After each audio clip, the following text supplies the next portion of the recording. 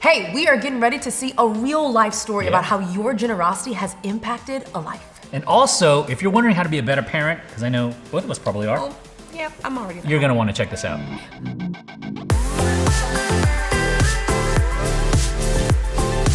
Hey, what's up guys? It's Tony. And I'm Chris. And we are back here with Share the City, where we help you navigate life and engage with community. That's right. And speaking of community. And speaking of community, we are right smack in the middle of the Be Rich season where you have been giving and we serve and we love and we encourage everyone to do that. Give, serve. I'm wearing the t-shirt. Serve, love. Little paraphernalia. Yeah. And so many of you have been giving so generously, so that's absolutely amazing. Yeah, but it's one thing to give monetarily, and we're so grateful for that. But it's a whole nother thing to do more, to serve in our community and to serve our partners who need it the most. Even during COVID, we can still be people that serve our community. That's right. Our partners are doing some amazing things in this season. In fact, we'd love to show you one of our partners, Forever Fed, what they've been able to do through your generosity. Here we go. Hi, this is Susan Vanderheyden. I'm the Executive Director of Forever Fed. We're here in front of the 2 units that Be Rich has gifted us in the last year or so, and also in front of our truck that's back here. And you guys gave that several years ago, and it's a refrigerated truck that we use absolutely every single day. In fact, we even share it with another ministry on occasion when they need extra help. One thing that's just a little bit different about the way we serve the community is that we travel to the communities we're serving, so they don't have to travel quite as far to get to us. Now, last year we had 8 and 9 pantries a month where we went out to the communities and served them right in their own community. But when COVID came around, we had to pull back just a little bit and reorganize. During this COVID season, we are serving 3 times the number of people with 3 times the number of groceries that we did last year at this time. Last year, 25,000 pounds given out in a month was really huge, and we were like, woo, what a big job. Can you see what God did? And last August, we served over 1,000 families with 76,000 pounds of food. And all of that is made possible not only by the Be Rich gift, but by the entire community. We only have a staff of 3. And that's volunteers and people that have come and empowered us to get food to the families who are struggling during this season. So what does Be Rich mean to Forever Fed and the community? Well, first of all, we are a turn and burn ministry. Everything they give to us goes right back out the door to the community that we're serving. What it means to us is that we have adequate cold storage and we have freezer storage as well as refrigerator storage. What it means to the community is I get frozen meat and I get enough milk to give my kids for cereal this week or whatever cause they have. I have enough calcium given in cheese to an elderly person who needs that nutrient so that they're still maintaining their bones and good nutrition. It means that you are empowering us to incorporate volunteers to go out and make a difference.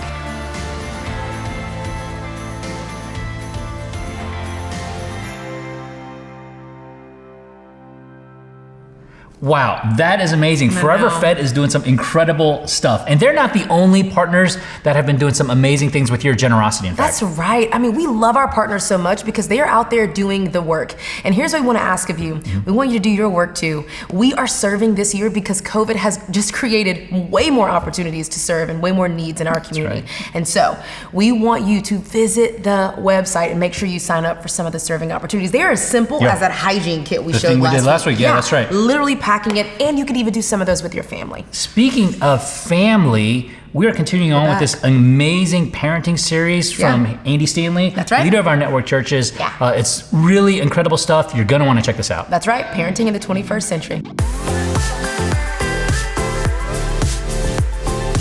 So here's something to help launch us into today's topic. I want you to think about this. Your parents' behavior, think about this. Your parents' behavior, not their advice, determined whether or not you would want to be like them or even with them when you were old enough to choose for yourself. Think about that. It was your parents' behavior, not their advice, not even their parenting skills, that determined whether or not you want to be like them or with them. It was how they behaved toward you. It was how they behaved toward each other. It was what they did. It wasn't what they required. Again, it was their behavior, not their parenting skills, that determined the trajectory of your your relationship with your parents. So, and this should give us all a moment to pause, chances are your behavior, not your advice, will determine whether or not your children will want to be like you or whether or not they even like you. Your behavior will determine whether or not your children will want to be you or even be with you when they're old enough to decide for themselves. I mean, that's a little scary, isn't it? Similarly, in a similar way, your parents' behavior, think about this, your parents' behavior determined how much respect you had or have for your parents. And respect, this is important, respect creates influence. If there's no respect, there's no influence. And odds are the same will be true with you and your children. If you want influence with your children later, and trust me, you will, you must maintain their respect now. And the way you maintain their respect is how you behave. More on that in just a bit. We are in part 2 of this series entitled Parenting in the 21st Century. So if you are a parent, if you're about to be a parent, you hope to be a parent, maybe you're helping another parent, or you're watching your own kids parent, this is for you. It's actually for anybody who feels the weight and the responsibility of equipping an infant, a child, a teenager, or a student for life. And those of us who are engaged really at any level in helping another human being grow up, recognize pretty quickly that just because we had a parent doesn't mean we know anything about being one. And just because we were a kid once doesn't mean we know anything about raising one, any more than having had a surgery once prepares you for surgery, right? Now, last week, we began by connecting what might be considered two very uncomfortable dots, the dots between marriage and parenting. We discussed the tension between what's real and what's ideal. Then we explored the way that Jesus navigated that tension. He never dumbed down the truth to make people feel better. He pointed to an ideal. He inspired people toward an ideal. But at the same time, he never turned down the grace when people fell short of the ideal. Oddly enough, the people who fell short of the ideal, they actually liked Jesus. They flocked to Jesus. They liked him even though they knew they were not really anything like him. And he liked them back. In fact, the only group Jesus didn't seem to like were those who held up the ideal but did nothing to help those who fell short of the ideal. In fact, on one occasion, a group of religious people came to Jesus and they said, Jesus, you hurt our feelings. You hurt our feelings. And Jesus wasn't having it. Here's what he said to them. He said, woe to you. You don't want to ever be on the other end of a woe to you from Jesus. He said, woe to you because you load people down with burdens they can hardly carry.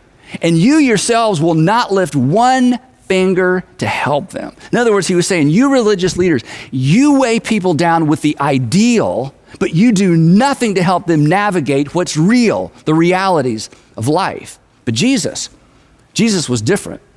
He pointed toward and he inspired toward an ideal while helping people navigate what was right there in front of them, what was so real. In fact, his sandals were firmly planted in what was real, but he continually pointed to the ideal. As we said last time, Jesus was all grace and he was all truth all the time.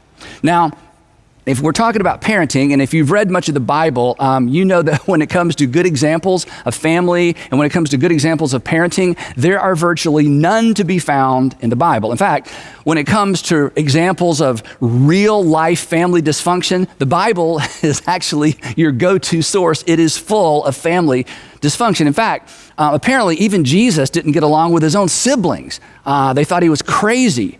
They thought he was crazy until after the resurrection, and then there was like a collective, oh, well, that explains things. But in terms of learning anything about parenting, even from the story of Jesus isn't even helpful. But Jesus and the authors of the New Testament pointed the way forward for all of us, and specifically, I think, pointed the way forward for parents. And while Jesus never talked about parenting directly, he laid the foundation for New Testament parenting when he laid the foundation for New Testament behavior.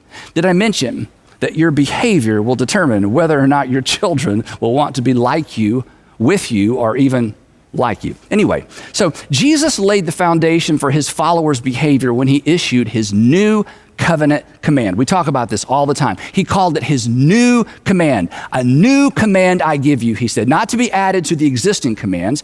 His new command was designed to replace all the existing commands. As we've discussed before, the Apostle Paul referred to this all-encompassing new command as the law of Christ, which is to love others as Jesus loved us.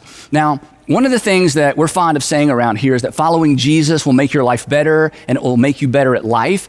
And to the point of this series, following Jesus will make you a better parent, because at the core of being a Jesus follower is an ethic of others first, an ethic of selflessness. And nothing, let's face it, nothing services our self-centeredness and our selfishness quicker and fiercer than raising another human being. A human being that comes into the world with one agenda, the same agenda that we came into the world with, and it's this: what's in it for me, and I want my way. And if I can't get my way, I'm going to get in your way, and I'm going to make your life miserable. So think about it. From day one, the stage is set for a clash of wills of epic proportion, a clash of wills that has the potential to bring out the worst in us, the fear in us, the insecurity in us, the anger in us. Let's be honest, the ugly in us. In fact, the most shame I've ever felt as an adult is related to my self-centered, where did that come from responses to my own kids. So here's the thing. It is in the eventual conflict of wills associated with parenting that the core ethic and value system of Jesus, it actually becomes more relevant than ever, because insecurity and anger and fear, what are those? Those are all manifestations of self-preservation and reputation preservation on our part, both of which fuel the very behaviors that drive a wedge between us and our children. Behaviors that cause us to lose influence once they're old enough for us to have lost control. In fact, one of the reasons it is so much easier to know how other people should raise their kids is that their kids' behavior doesn't reflect poorly on us.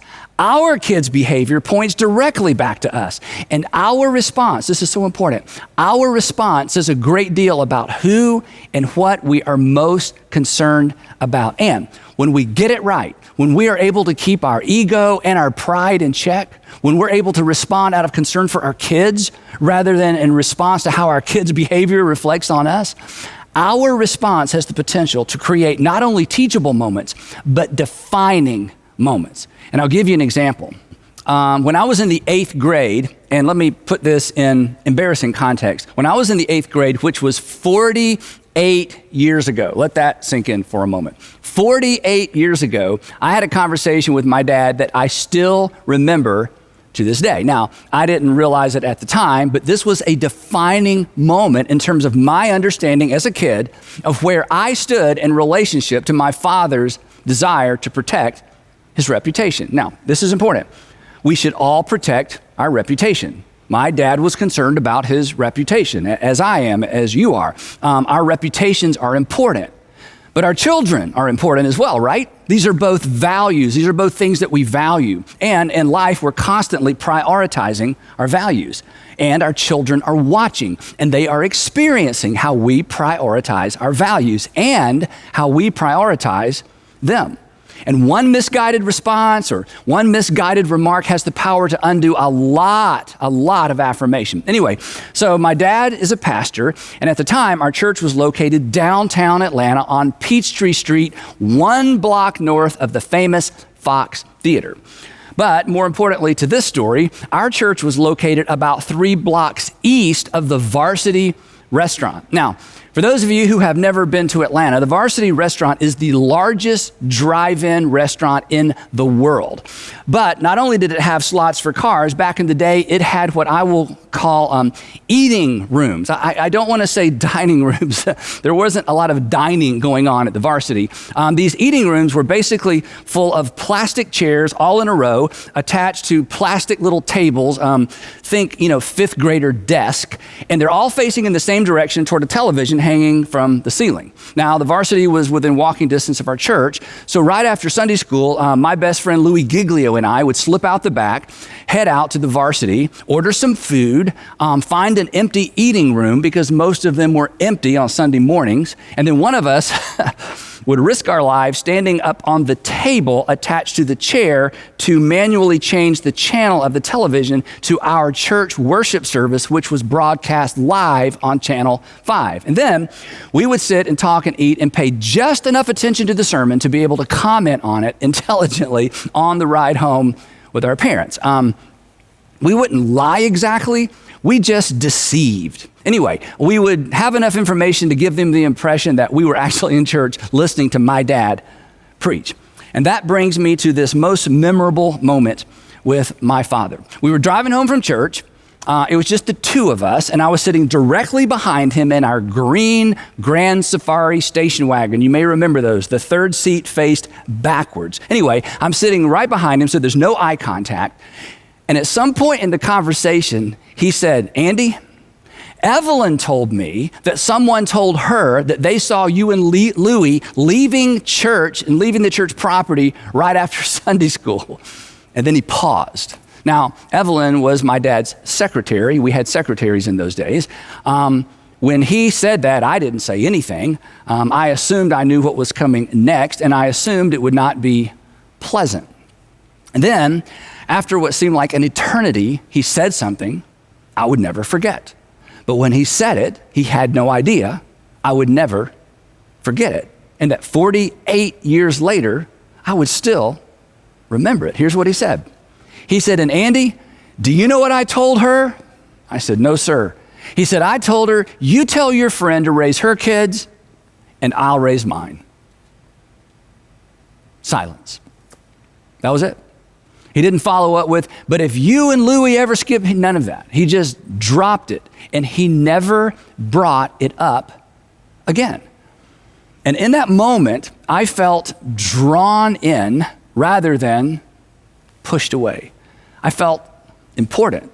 I felt like my dad sided with me rather than against me. And next week, I'm going to talk to you about how you can side with your kids when you're disciplining your kids, so don't miss next week. Now, I didn't have words for it then, but at a level that I probably couldn't even have understood as an 8th grader, on that day, I knew I was more important to my dad than his public reputation. His ego was in check. He put me first, and I felt it, and honestly, I still feel it. That was some really good parenting. And here's the interesting thing, and this won't surprise you. The next Sunday, Louie and I were on the second row. Now, here's the thing. A defining moment is better than a teachable moment. We love teachable moments as parents, but I'm telling you, a defining moment is better than a teachable moment. But they are so easy to miss when our ego is not in check, when our reputation is on the line.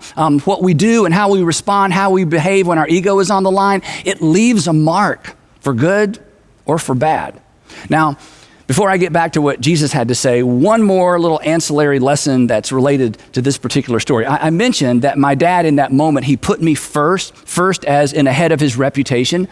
But one thing he and my mom never did, they never put me in the center. My parents never allowed me or my sister to control the family dynamic by placing us in the center. And this is really important, and this is something a lot of parents miss, especially first-time parents. One of the best pieces of advice Sandra and I received early on was this. And again, when we heard this, we didn't even have kids. They said, you were already a family before you had children. You were already a family before you had children. Your children are simply a welcome addition to something that already exists. This is so important because let's face it, the gravitational pull is for the child or for our children to become the center of a family. And that is a mistake. They are welcome additions. Don't make them the main act. So back to where we started. As it turns out, the ruby red slippers of parenting, the secret of parenting, is actually embedded in Jesus' new covenant command. A command fueled by a value system of check your ego out the door, just like Jesus did. In fact, on that note, this is so interesting. The Apostle Paul says that Jesus, who was in very nature God, did not regard equality with God as something to be grasped or to be leveraged for his own benefit. So if he didn't, we shouldn't either. Clearly, Jesus kept his ego in check, and he had every excuse not to. He was God. But anyway, his is a system of others first, sacrificial love, tough love. If you hate me, so be it love. I will not do anything for you if it's not good for you because I love you.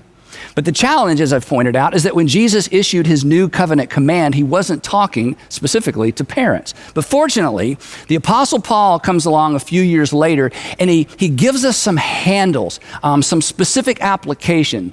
Basically, his message was this: here's what the Jesus brand of love looks like in the real world, in real relationships. Here's how love behaves. Here's how love behaves under pressure. Here's how love behaves at home. Here's how love behaves when you're raising your children. Paul supplies his readers, he supplies us with handles in all of his letters. In fact, all of his one another statements that you'll find scattered around his letters: forgive one another, encourage one another, carry one another's burdens, submit to one another. These are all simply applications of Jesus' new covenant command. But his most famous explanation of what the Jesus brand of love looks like and how it behaves is also, I think, his most instructive for parents. His most detailed description of what the Jesus brand of love looks like and acts like is found in his first letter to Christians living in Corinth, which is located in Greece. So for the remainder of our time today, we're going to focus our attention on just 3 words from 1 Corinthians. 3 words that summarize one facet of how love behaves and how love should behave at home. So here it is. You're familiar with this. Paul writes, love is. And again, this is not just any kind of love. This is the Jesus brand of love. This is the brand of love demonstrated by Jesus and the brand of love that Jesus' followers are commanded to follow. Even his parent followers, even his step-parent followers. I mean, after all, you love your son, right? You love your daughter. Paul says love is patient. Patient. Why did he have to start there, right? And how did he know? I mean, one of my worst habits when our kids were young was I would say something like this to Sandra. I would say, so you're going to be gone in the morning, so you're going to need me to babysit, right? She'd say, no, you don't babysit, you parent. You're the parent. And I'd be like, oh yeah, but it kind of feels like babysitting because it feels like an interruption. I had to stop. I had to slow down. I had to move at someone else's pace. That's what love required of me as a parent, because love isn't pushy, it's patient. And honestly, whenever I read this verse or think about this verse, I always think about this picture. This is a picture of Sandra's dad walking on the beach at Hilton Head, South Carolina with our middle child, Garrett, when he was obviously very young. Every time I look at this picture, I think 2 things. I think, number 1, grandparents are more patient than parents. And the other thing I think about is this: what happens, think about it, what happens when we refuse to move at another person's pace? And this is Paul's point. Love chooses to move at the other person's pace rather than requiring that person to move at ours. And the reason this is so hard is because patience isn't natural. Your natural pace is natural. But here's Paul's point. Since God moved at our pace, we are to do the same for others. And we are to do the same for our children. If not, what happens? Literally, what happens? Think about it. If we insist on moving at our own pace, what happens? We separate ourselves. We separate ourselves from our children. Physically, when we're walking, but emotionally and relationally, when we push them beyond their capacity, we separate and we frustrate. It's interesting to me that the only specific thing, this is amazing, the only specific thing Paul says to parents about parenting is pertain to this very dynamic, and he directs it to, no surprise, to fathers. In a different letter, here's what he writes. He says, fathers, do not exasperate your children. Don't provoke them. Don't stir them up. Don't insist on winning. Don't insist on outsmarting, out-talking. Don't push too hard. Don't move too fast. He says, if you do, here's the end result. You will be separated. They will be discouraged. They'll be discouraged. They'll be disheartened. They eventually just lose motivation. They'll just stop because they can't keep up. And again, the result, separation. Again, how did Paul know? And how interesting, and yet maybe not surprising, that he didn't address this to moms and dads. Just me, just fathers. Love is patient. Now, I know what some of you are thinking. I understand this because I think and I thought the very same thing. You're thinking, but Andy, okay, look, Andy, that's great. I'm glad that's in the Bible. But if we don't push our kids, if we don't expect more of them than they expect of themselves, if we don't ensure they reach their maximum potential, then then they may not turn out. To which I would say to you, turn out what? In fact, I'll finish the sentence for you. Then they may not turn out the way you want them to turn out. They may not become what you want them to become. So let's pause and think about this for a moment. Is that really what you want? Wouldn't it be better to discover what they were born to do, who they were born to be, and facilitate that? That's what great parents do. I have never met a father. I'm sure they're out there somewhere, but I've never met a father who wished he had been harder on his children. I've met plenty of fathers who have little to no relationship with their adult children because they were so insistent that their kids become what they failed to become themselves, or because they felt like their kids were going to fail to become what they had become. So inspire your kids, of course. Motivate, of course. Push to the point of exhaustion and frustration? No. Compare and shame? No. Because parents, that's about you. That's not about them. Let's not kid ourselves. Besides, this might help. Do you know what the number one predictor of relational and professional success is? The number one predictor, not just professional success. And again, as parents, sometimes we get really focused on that. But do you know what the number one predictor of both relational and professional success is? Self-awareness, which is the cousin of emotional intelligence, which results in personal security as opposed to insecurity. And do you know what the number one contributing factor is to a person's security, their EQ, their self-awareness? Their home life. Now, last week I told you that one of the advantages that Sandra and I had was that my job allowed us to get to know some amazing parents, some parents who maintained really great relationships with their kids all the way through middle school and high school and beyond. And one dad in particular, his name was Don, gave me some great advice. Actually, it wasn't advice. He just told me a story about he and his son that I took as advice. And again, you're going to think I'm making this up. This was long before we even had kids. Anyway, his son, also Don, had just graduated from high school and was starting college. And his dad told me about a conversation he had with little Don as he was headed off to school. Now, like most high school graduates, Don, his son, had no idea of what he wanted to do when he grew up. So his father was helping him make the transition. And during the transition, he said to his son, he said, Don, look, whatever you want to do with your life, I'll support you. And I'll use my influence to help you any way I can. But until you know what you want to do, will you trust me to point you in a direction so that you go into college with some sort of direction? And look, the moment you figure out what you want to do, all bets are off. I'll just support you in whatever you want to do. But will you at least take my advice and let me direct you going in, point you in a direction? And his son, Don, said, sure. Now, of course, the fact that his son would take that kind of advice from his dad said a lot about their relationship anyway. They were one of the families that we paid close attention to. So he suggested that his son, Don, begin, go to college and pick a business major. And he told him specifically what he thought he should focus on in business school.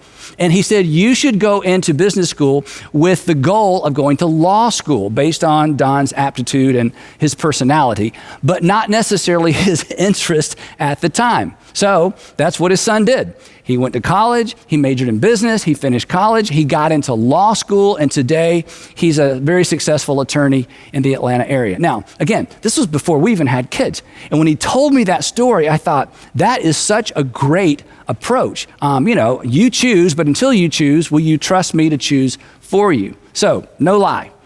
20 years later, my oldest son, Andrew, is headed off to college with no idea of what he wants to do and little idea of what he wants to major in. So I gave him Don's speech. I said, Andrew, will you allow me to point you in a direction until you know what you want to do? And he said, sure. And I suggested he get a finance degree based on, again, his aptitude, but not necessarily his interest at the time. I just felt like that would set him up for a variety of opportunities later on. And I assured him, hey, if you change your mind after your freshman year or you change your mind midstream, no problem. I just want you to go in with a direction in mind. So that's exactly what he did. He stuck with it. He graduated with a finance degree, and right out of college, he landed a great job. Then, after about a year of working there, and some of you know this, he started going to comedy clubs at night. And before long, he was on stage doing comedy for $20 and a burger. And then, after a couple of years of that, we had the talk. Not that talk. We'd already had that talk. We had the talk where he said, Dad, I really like my job, but I want to quit my job and do stand-up comedy full time. And I said, Andrew, I did not pay out-of-state tuition for 4 years so you could just throw it all away on some harebrained idea that isn't going to pay the bills. Besides, what are people going to think when they find out that my son...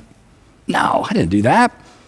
Because my responsibility as his father isn't to decide what he does with his life. My responsibility is to put my weight behind what he decides to do with his life. It's his life. Besides, that was the deal. And honestly, it was pretty easy for me and Sandra because that's the way we'd been parenting all along. It's what we saw other great parents do. But maybe more importantly than that, that was really the way that both of us were parented. If I heard it once, I heard it 1,000 times from my dad. Andy, all I expect from you is that you do your best. All I expect is that you do your best. And did I always do my best? No. But I do now. Love is patient. Love is patient. Love is not pushy. Love does not exasperate. Love doesn't drive a wedge. Love doesn't allow ego and reputation to dictate the tone or the pace of the relationship. Love picks up on someone else's natural pace and rhythm and adjusts their pace and rhythm accordingly. And love, because of patience, maintains influence all along the way. Love is patient. So, a couple of questions as we wrap up today's episode. Who feels rushed by you? Who feels unnecessary, maybe even unhealthy pressure when you walk into their room, when you walk through the front door? Who are you driving away in your effort to bring out their best? And what would it look like? You don't have to commit to this, just think about it. What would it look like? What would it require from you to adjust your pace to theirs? And I know for somebody watching today that scares you to death, but let me tell you what you should fear more: losing a relationship with your child now or your child later. What would it take? What would it look like to adjust your pace to theirs? That's what love, that's what the Jesus brand of love requires of you. It requires us to tame our pride. It requires us to protect our children rather than always trying to protect our reputations. And then there's this. If you live long enough, you're going to slow down. You're going to need those around you to adjust their pace to your new pace. It will require patience from those that you love the most and those that you hope love you most. So I hope you raise patient children, children who've seen what it looks like to adjust their pace to the pace of those they love. Just something to think about. And we will pick it up right there next time in part 3 of Parenting in the 21st Century. Tony, this is an incredible series. Very, very practical and helpful as a parent. Yeah, right? I'm learning so much. I need to go home and reparent my kid. Here we go. Tune in next week and check us out with the same exact series. Yeah, and just as a reminder to you, you get to be a part of Be Rich this season by serving with your friends, with your family, and even by yourself if you can. So, we'll see you next week.